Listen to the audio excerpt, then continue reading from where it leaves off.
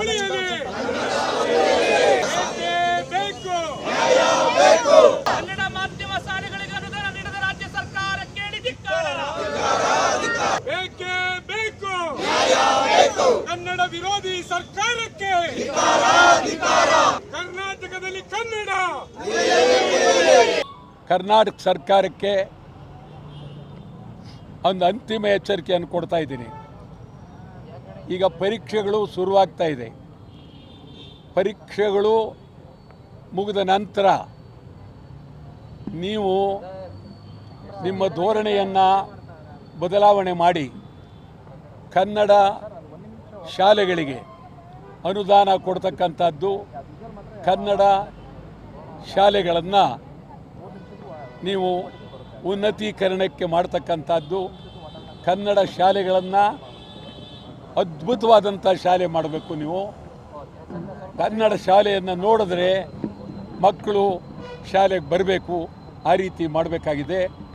ಇದಕ್ಕೆ ಶಾಸಕರು, ಲೋಕಸಭಾ ಸದಸ್ಯರು, ಮಂತ್ರಿಗಳು ಎಲ್ಲರೂ ಗಂಭೀರವಾಗಿರಬೇಕು. ಇಡೀ ರಾಜ್ಯ ಇರ್ತಕ್ಕಂಥದ್ದು ಕನ್ನಡ. ಇದು ಕರ್ನಾಟಕ ರಾಜ್ಯ. ಕರ್ನಾಟಕ ಏಕೀಕರಣ 56ರಲ್ಲಾಯಿತು. ಕರ್ನಾಟಕ ನಾಮಕರಣ ಸುಮಾರು 51 ವರ್ಷದಿಂದ ಆಯಿತು.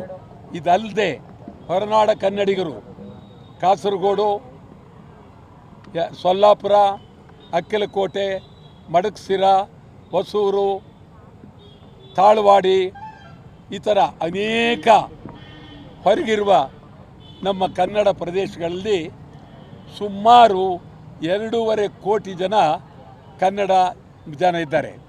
ಅವ್ರ ಮಕ್ಕಳು ಓದ್ತಕ್ಕಂಥ ಶಾಲೆಗಳು ಉನ್ನತೀಕರಣ ಆಗಿಲ್ಲ. ಅವರ ಯಾರು ಹೊರಗಡೆಯಿಂದ ಕನ್ನಡದಲ್ಲಿ ಓದ್ತಾರೆ, ತಾಳವಾಡಿ ಇರ್ಬೋದು, ಅಕ್ಕಲಕೋಟೆ ಇರ್ಬೋದು, ಕಾಸರಗೋಡು, ಯಾರೇ ಇರಲಿ, ಹೊರಗಡೆ ಓದ್ದವರಿಗೆ ಕರ್ನಾಟಕದಲ್ಲಿ ಸುಲಭವಾಗಿ ಪ್ರವೇಶ ಸಿಗಬೇಕು, ಕೆಲಸ ಸಿಗಬೇಕು. ಮತ್ತು ಈಗ 60,000 ಜನನ ಕೆಲಸ ತಗೋತಾ ಇದ್ದಾರೆ. 60,000 ಜನನೂ ಕನ್ನಡಿಗರನ್ನೇ ತೆಗೆದುಕೊಳ್ಬೇಕು. ಕನ್ನಡಿಗರನ್ನು ತೆಗೆದುಕೊಳ್ಬೇಕಾಗಿದೆ. ಕರ್ನಾಟಕ ಎಚ್ಚರ, ಎಚ್ಚರ. ಇಡೀ ಕರ್ನಾಟಕ ಇವತ್ತು ಮಲಯಾಳಿಗಳು, ತಮಿಳರು, ತೆಲುಗರು, ಗುಜರಾತಿಗಳು, ಮಾರ್ವಾಡಿಗಳು, ಬಿಹಾರಿಗಳು ಸಿಕ್ಕಾಪಟ್ಟೆ ಸೇರಿದ್ದಾರೆ. ಕನ್ನಡಿಗರೇ ಎಚ್ಚರ, ಕನ್ನಡಿಗರೇ ಎಚ್ಚರ. ಉಳಿಬೇಕು. ನೆಲ ಉಳಿಸ್ಕೊಳ್ಳಿ, ಜಲ ಉಳಿಸ್ಕೊಳ್ಳಿ, ನಾಡು ಉಳಿಸ್ಕೊಳ್ಳಿ. ಅದಕ್ಕಾಗಿ ಕನ್ನಡ ಹೋರಾಟ ಪಕ್ಷ, ಕನ್ನಡ ಸೇನೆ, ಇತರ ಎಲ್ಲ ನಮ್ಮ ಕನ್ನಡ ಸಂಘಟನೆಗಳು ತೀವ್ರವಾಗಿ ಹೋರಾಟ ಮಾಡೋದಕ್ಕೆ ಸಿದ್ಧರಿದ್ದೇವೆ. ಇವತ್ತು ವಾಟಾಳ್ ನಾಗರಾಜ್ ಅವರ ನಾಯಕತ್ವದಲ್ಲಿ ವಾಟಾಳ್ ಪಕ್ಷ ಹಾಗೂ ಕನ್ನಡ ಸೇನೆ ಕರ್ನಾಟಕ ಮಂಡ್ಯ ಜಿಲ್ಲಾಧ್ಯಕ್ಷರಾದಂಥ ಮಂಜುನಾಥ್ ಅವರು ಇವತ್ತು ಈ ಜಿಲ್ಲೆಯಲ್ಲಿ ಹೋರಾಟ ಮಾಡೋದ್ರ ಮೂಲಕ ಇವತ್ತು ಹಕ್ಕೊತ್ತಾಯವನ್ನು ಸರ್ಕಾರದ ಮೇಲೆ ಮಾಡ್ತಾಯಿದ್ವಿ.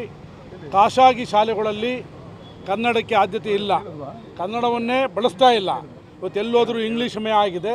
ಇಂತಹ ಸಮಯದಲ್ಲಿ ಸರ್ಕಾರಿ ಶಾಲೆಗಳು ಉನ್ನತ ಮಟ್ಟಕ್ಕೆ ಏರಿಸಬೇಕು ಅನ್ನೋದೇ ನಮ್ಮ ಒಂದು ಹೋರಾಟದ ಪ್ರಶ್ನೆ ಆಗಿದೆ. ಇವತ್ತು ಅದು ಅಳುವುಳಿನ ಪ್ರಶ್ನೆಯಲ್ಲಿ ಮಾನ್ಯ ಎದುರಿಗಿದ್ದಾರೆ ಉಸ್ತುವಾರಿ ಸಚಿವರಾದಂಥ ಚಲುವರಾಯಸ್ವಾಮಿಯವರು ಮತ್ತು ಇಲ್ಲಿನ ಸ್ಥಳೀಯ ಶಾಸಕರಾದಂಥ ಗಣ್ಯ ರವಿಕುಮಾರ್ ಅವರಿದ್ದಾರೆ. ಅವರು ದಾಖಲೆಯನ್ನು ತಗೋಬೇಕು. ವಿಧಾನಸೌಧದಲ್ಲಿ ಇಡೀ ರಾಜ್ಯದ ಯಾರು ಶಾಸಕರು ಖಾಸಗಿ ಶಾಲೆಗಳನ್ನು ಪರ್ಯಾಯವಾಗಿ ಕನ್ನಡದ ಶಾಲೆಯನ್ನು ಕಟ್ಟಿದ್ದಾರೋ ಅಂಥ ಶಾಲೆಗಳನ್ನು ಮಂಡ್ಯ ಜಿಲ್ಲೆಯಲ್ಲಿ ಕಟ್ಟಬೇಕಾಯ್ತು. ಇವತ್ತು ಬೆಂಗಳೂರು ನಗರದಲ್ಲಿ ಹಲವಾರು ಶಾಸಕರು ಮಾಡಿದ್ದಾರೆ, ಹಲವಾರು ಜಿಲ್ಲೆಗಳಲ್ಲಿ ಮಾಡಿದ್ದಾರೆ. ಕನ್ನಡದ ಶಾಲೆಗಳನ್ನು ಖಾಸಗಿ ಶಾಲೆಗೆ ಪೈಪೋಟಿ ನೀಡುವಂಥದ್ದನ್ನ ಮಾಡಿ ಇವತ್ತು ನಮ್ಮ ಸುತ್ತಮುತ್ತ ಖಾಸಗಿ ಶಾಲೆಗಳಲ್ಲಿರುವಂಥ ವಿದ್ಯಾರ್ಥಿಗಳು ಸರ್ಕಾರಿ ಶಾಲೆಗೆ ಪ್ರವೇಶವನ್ನು ಪಡಿತಾ ಇದ್ದಾರೆ. ಅಂಥದ್ದನ್ನು ಚಾಲೆಂಜ್ ಆಗ್ತೋಬೇಕು. ರಾಜಕೀಯ ನಿಮ್ದು ಏನೇ ಇರಲಿ, ಇವತ್ತು ಇವರಿಗೆ ಸ್ನೇಹಿತರಿಗೆ ಹಕ್ಕೊತ್ತಾಯನ ಮಾಡ್ತಾ ಇದ್ದೀನಿ. ವಾಟಾಳ್ ನಾಗರಾಜ್ ನಾಯಕತ್ವದಲ್ಲಿ ಕೂಡಲೇ ಮಂಡ್ಯ ಜಿಲ್ಲೆಯಲ್ಲಿ ಮಾಡಿದರೆ ಇಡೀ ರಾಜ್ಯಕ್ಕೆ ಮಾದರಿ ಆಗುತ್ತೆ. ಇದು ರಾಜ್ಯಾದ್ಯಂತ ಹೋರಾಟವನ್ನು ಮಾಡ್ತೀವಿ ಅಂತ ಕನ್ನಡ ಸೇನೆ ಕರ್ನಾಟಕ ಎಚ್ಚರಿಕೆಯನ್ನು ಕೊಡ್ತಾ ಇದ್ದೀವಿ. ಕನ್ನಡ ಮಾಧ್ಯಮ ಶಾಲೆಗಳ ಅಧೋಗತಿಯ ಪರಿಸ್ಥಿತಿಗಳನ್ನು ಇವತ್ತು ಯಾರಿಗೂ ಕಾಣದೇ ಇರುವಂಥ ಸಂದರ್ಭದಲ್ಲಿ ವಾಟಾಳ್ ನಾಗರಾಜ್ ಅವರು ಆಡಳಿತ ಭಾಷೆ ಕನ್ನಡದ ಅಭಿವೃದ್ಧಿಗೆ ಕನ್ನಡ ಮಾಧ್ಯಮ ಶಾಲೆಗಳು ಉಳಿಬೇಕು ಅನ್ನುವ ಆಗ್ರಹದೊಂದಿಗೆ ಅವರು ಇಡೀ ರಾಜ್ಯಾದ್ಯಂತ ಹೋರಾಟವನ್ನು ಮಾಡ್ತಾ ಇದ್ದಾರೆ. ರಾಜ್ಯದ ಮುಖ್ಯಮಂತ್ರಿಗಳು ಅಂತ ಒಬ್ಬ ದೊಡ್ಡ ಹೋರಾಟಗಾರರು ಚಳವಳಿಗೆ ಇಳಿದಂಥ ತಕ್ಷಣದಲ್ಲಿ ಕನ್ನಡ ಮಾಧ್ಯಮ ಶಾಲೆಗಳಿಗೆ ವಿಶೇಷ ಪ್ಯಾಕೇಜನ್ನು ಘೋಷಣೆ ಮಾಡಬೇಕನ್ನೋ ಆಗ್ರಹ ನಾನು ಈ ಜಿಲ್ಲೆಯ ಹೋರಾಟಗಾರನಾಗಿ ಮಾಡ್ತಾ ಇದ್ದೇನೆ. ಮಂಡ್ಯ ಜಿಲ್ಲೆಯಲ್ಲಿ 1673 ಕನ್ನಡ ಮಾಧ್ಯಮ ಶಾಲೆಗಳಿದೆ. ಅದರಲ್ಲಿ 600ಕ್ಕೂ ಹೆಚ್ಚು ಕನ್ನಡ ಶಾಲೆಗಳು ಮುಚ್ಚುವ ಸ್ಥಿತಿಯಲ್ಲಿದೆ.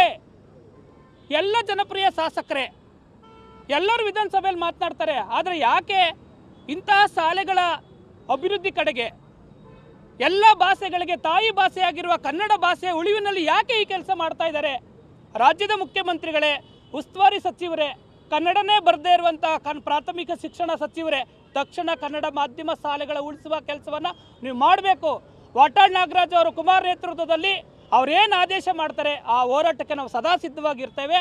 ಕನ್ನಡ ಶಾಲೆ ಉಳಿಲಿ ಅಂತೇಳಿ ನಾನು ಸ್ಲೋಗನ್ ಹೋಗ್ತಿದ್ದೀನಿ.